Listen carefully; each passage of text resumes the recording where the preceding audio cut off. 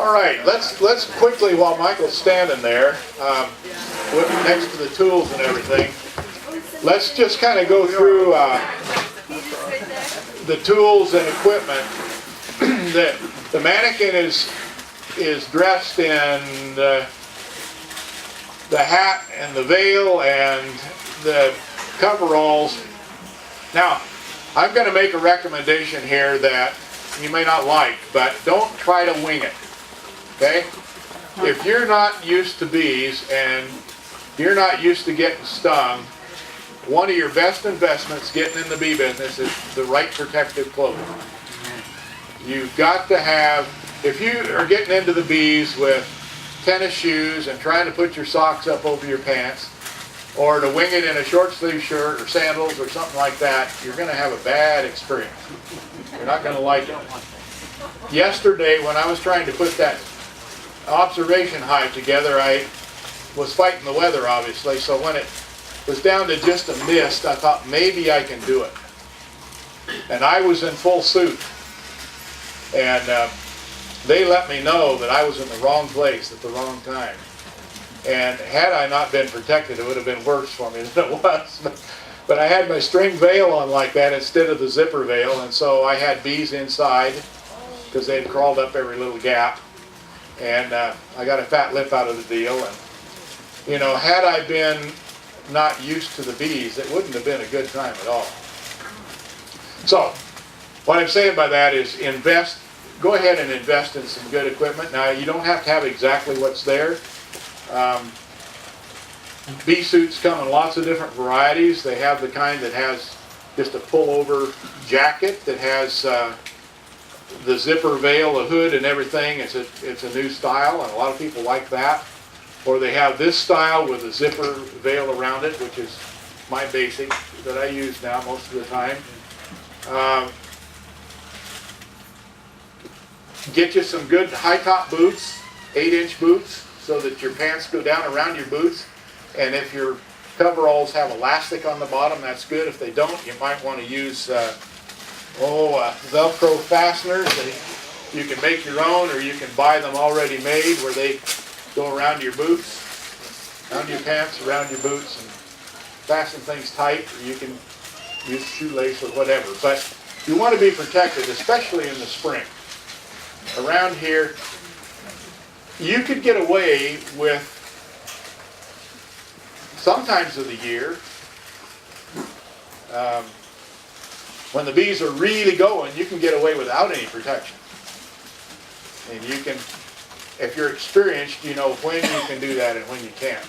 But just starting out, I don't recommend it. I always, when I'm working with the bees, always wear a veil at least. Sometimes just a shirt like this. Alan, I had a customer ask me, can I wear a stripe, two white stripe, gray and white, and then blue stripe, overalls? Sure. I did for years. So that's okay too. Yeah. I was wondering why are we wearing white versus stripes? Stripes, okay. Real dark, I don't recommend. Bees kind of are attracted to dark stuff to sting it. Maybe that's the instinct to go after a bear or a dog or something. Raccoons, skunks. The light clothing is better as far as the bees are concerned. It's better for you. It's cooler. Summertime, even the white coveralls are too hot. They make a bee suit now that's ventilated. And I don't have one, but some of my friends do, and they say it's great. They can just wear their shorts underneath and nothing else, and they're ventilated and cool. It's just really nice. And that's another thing, your hat too. Everyone said, why can't I just wear a regular hat? Well, if you get hot, get sweaty, you're putting off a different scent. It's better to have something breathable. Yeah, true. It doesn't have to be like that. It could be this, with something like a brim. With a mesh, but you need a brim. Yeah, and they make different styles. You look in the catalogs, you can find different styles of hats. You can just use your favorite cowboy hat or whatever you want to do, but you need something for protective clothing, and then good gloves. The rubberized gloves are good for some things, and I use just regular kitchen rubber gloves when I'm working with some kind of chemical or something. But these goatskin gloves are really the best. And there's different varieties. He has one there that has the canvas gauntlet, and I like this one here that's a nice soft pliable glove that has a nylon gauntlet on it. Lightweight, easy to clean, although this one isn't. But you want something good, something that you can be comfortable with. And everybody has preference. But they sell those here. The next thing he's got up there, it's a hive tool. Now we call it a hive tool. Originally that was a linoleum pry bar tool. Yeah, exactly. Got out of the tool department. It works great. We've got different styles. They have a stainless steel one that stainless one that they sell here, and they've got great prices on their stuff here. So don't go shopping somewhere else when you can buy the same thing here These for are less. really important because your frames, you're constantly. Yeah. That's probably one of the most important tools. You don't want to try to use a screwdriver or your pocket knife or something like that. You can get by in a pinch that way, but a good hive tool is very important. And other tools and gear here. Let's see. The smoker, yeah. And that's a good Dadant smoker. I've used different styles. Dadant still makes the best as far as I'm concerned. It has made in the USA. It has a wooden and canvas bellow. The bellows work. They last a long time. The replacement parts are available. They're easy. And I have a different, this is an older style that doesn't have the heat guard around it, and it doesn't have the hook on the side of your hive. But you can see it's well used. By the way, later on I'm going to demonstrate how to light a smoker and what to do with it. Okay, so those are the basic tools. Yes? I know that animal smells can kind of anger bees at times. How important is it to keep your clothing out by the beehive versus walking through the field where you may have animals that have been through the field or in the field? Well, that in itself isn't too important, but bees do detect smells, and they'll detect, if you're afraid of them, they'll detect that. If you smell a strong, ripe banana smell when you open the hive, close it up again. That's their attack pheromone that you're smelling. They're probably not too happy with you, and you're probably going to get a bunch of them on you. So, just be aware of it. And don't wear, when you're going to work your bees, don't wear any strong smelling like perfume or deodorants or things like that. That sometimes bothers the bees. Yes? Do the stings get easier to deal with as time goes by? Do you get kind of immune to them, or? Well, yeah, you learn how to deal with it. Yeah. They still hurt. Yeah. But I hear they're good for arthritis. That's all? I don't know how many times I've been stung on my hands, but all my joints are full of arthritis. Okay. Oh, shoot. Okay. Just a myth. Okay. It helps MS sometimes too. There's a beekeeper in southern Idaho that has MS, and he gets bee sting therapy. And I asked him, "Well, Sean, how are you doing with this therapy?" He says, "Oh, it hurts so bad. I don't know if it's doing any good or not." But for that, they sting him in the acupoints and on his back. That's really very painful. Okay, well, I want to cover, before we get on to the next thing, I want to hit a couple of things that you're going to face when you're keeping bees. And we're not going to be able to do too much about dealing with it here, but I just want you to see what you're dealing with when this comes up. Two things that you're going to see here are is an example of the varroa mite and American foul brood. And both of those, it used to be, when I first started in the bee business, American foul brood was really the only thing we had to worry about.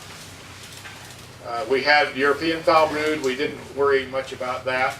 We could treat for it. We had chalk brood, which we still have. We had Nosema, which we still have, and a new variety of it.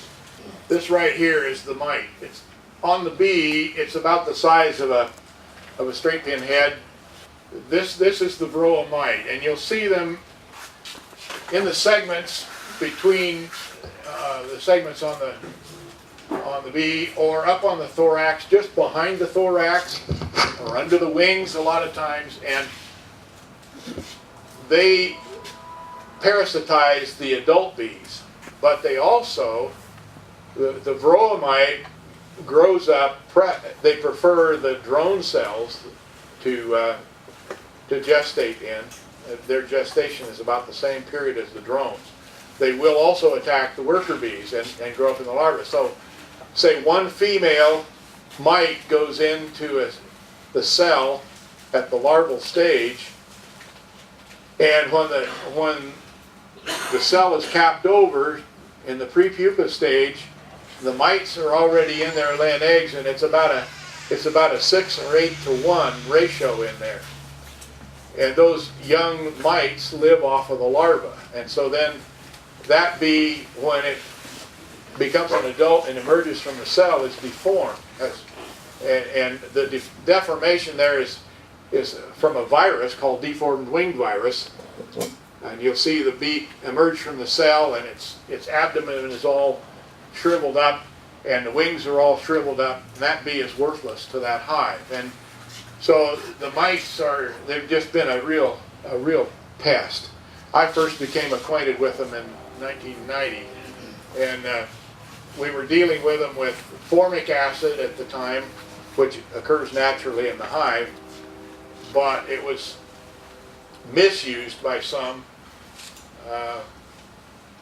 Wasn't necessarily the best thing to use, but it was the best we had at the time. And but it's just been a battle ever since the mites. They came in the late 80s to the U.S., or we discovered them at that time at least.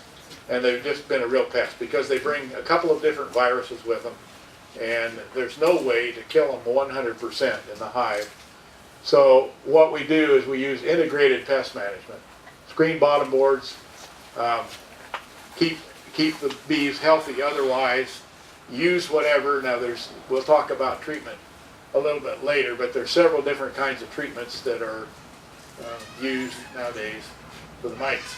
Okay, the next thing that is the bugaboo of people, of bees anyway. Okay, that's a typical American foul brood frame where you see cells here that are partially capped, they've been picked open, and in those cells will be rotting larvae, and it has an awful smell. It's a very distinct smell, and if it's European foul brood, you can't make it rope out like this, but if you stick a little straw in there or a toothpick or something, with American foul brood, it's very sticky and ropey, and what you're seeing here is just the string of the slime of the decaying larva, and that's a typical test for American foul brood. If you see a frame that looks like this, that has these little spotty open cells, first suspicion is American foul brood. Second suspicion might be mites in the worker brood, because it'll make it look the same, but you won't find the dead larva in the bottom if it's just mites. So American foul brood now has a treatment. Tylosin is the approved treatment for American foul brood. The Ray Chaffee treatment is fire. I burn my infected frames and scorch the insides of my boxes now. I don't mess. The bees, for years, we had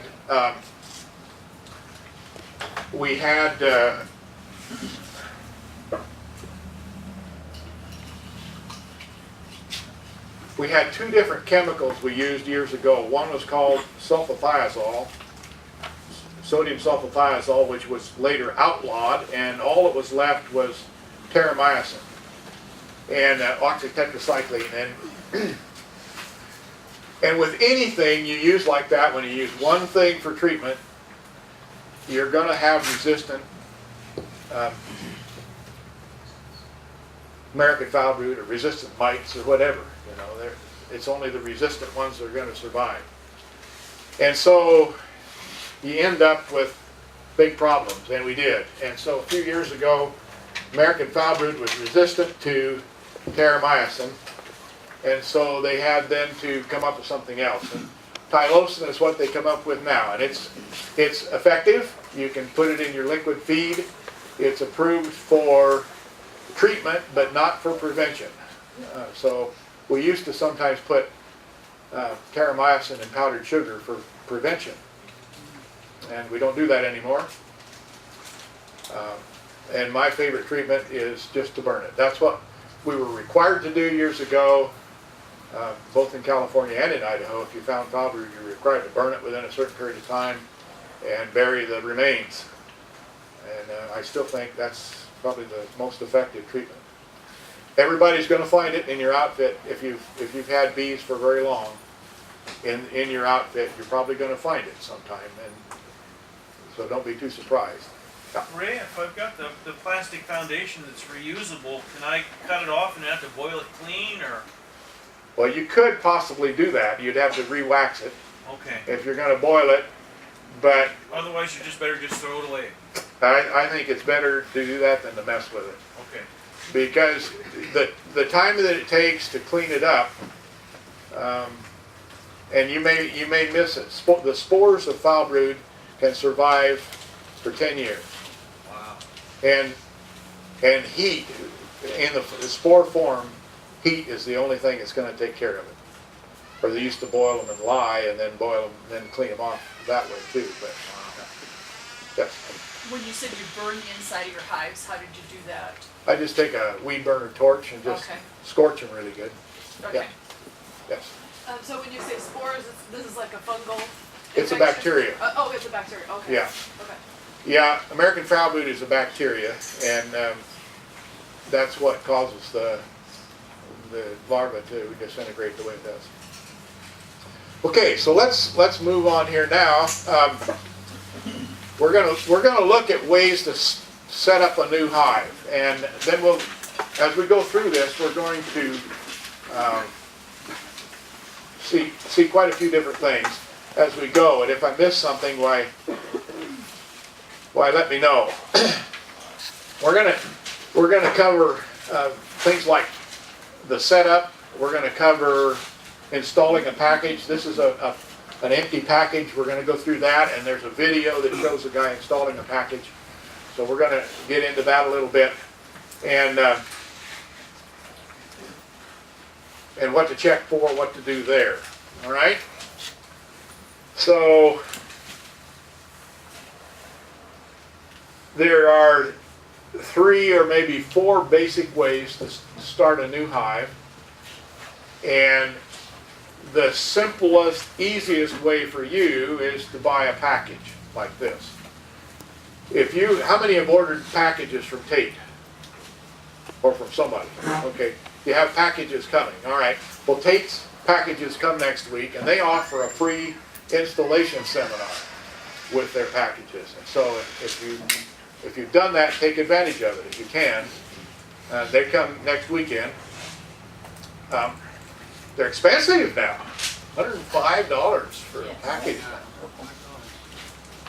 Now, the other way is to buy a nuke, which is they come in 4-frame nukes. This is a nuke box. It happens to be a 5-frame box, and it's been modified so that I can use it to transport queens or transport a swarm. So I have hooks on the side to hook the lid down, and I can close the entrance and so forth. But it comes with your nuke is going to come with 4 frames of brood and bees. They won't all be brood, but you'll have 4 frames, maybe 2 or 3 frames of brood with a frame of honey and pollen on it. And it'll come in a cardboard box nowadays with the nukes. And that's the advantage of a nuke over a package, is you're 3 weeks ahead. It takes 3 weeks for the queen to lay eggs and new bees to start coming forth, so 3 weeks, a few days. Whereas this, you're starting out with brood already coming off and eggs and larvae in there and a queen that's ready to go. But And you can buy packages from a guy in Walla Walla for $90. I mean, buy nukes for $90. So, They're- so I'm getting a package from Tate's. I thought it was just bees. It is. Just, okay, The $105 just for bees. Yeah, $105 is for this crate. Okay. You're also you're paying for the crate Right. and the queen and 3 pounds of bees. Okay. So how can, Yeah. oh, sorry. Go ahead. Oh, how can they get away with selling it for 90, the whole nuke? Just different Just a businesses. good deal. Okay, cool. See, Tate's are brokers, middlemen kind of people. See, so Okay.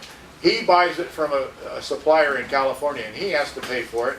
Okay. And the wholesale price has probably gone way up in California. I haven't bought any, but I buy bees from the same fellow that Tate does, same package bee man, queen producer.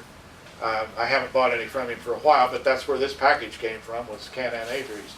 And the price keeps going up there because of their costs keep going up, you know, so, and each step of the way has to make a profit, so there has to be some markup, you know, so Tate has to pay for shipment, and he has to pay for the packages, and he has to pay for, you know, the bees and everything that's there, so he has to make a profit, or he doesn't stay in business. So that's why the price goes up.